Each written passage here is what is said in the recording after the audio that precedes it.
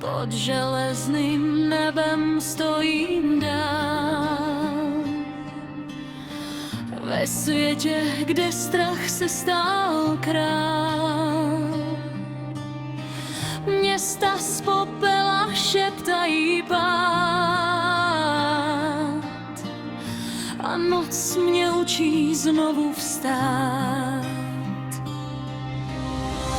Kolový vítr řeže mou tvář, ve stínech mizí poslední zář.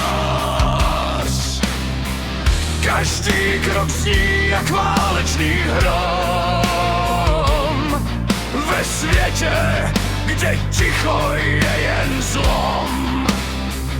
Železná temnota objímá zem, v očích bouře zůstávám snem.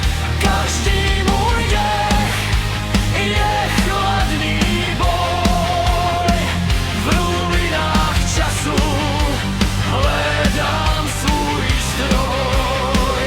Železná temnota, ledový chrám, kde bolest proměnila vlastní plán. V plamenech noci slyším svůj hlas, co odmítá vzdát se zas.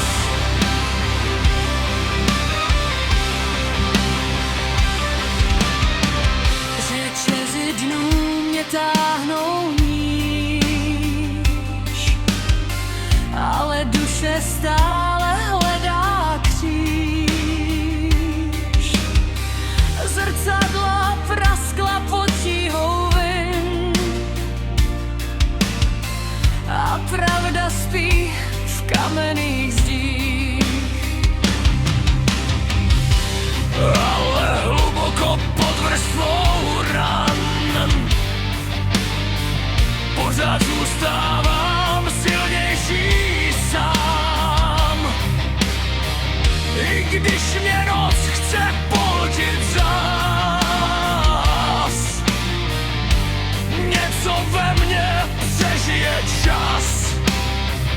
Železná temnota objímá zem, v očích bůře zůstávám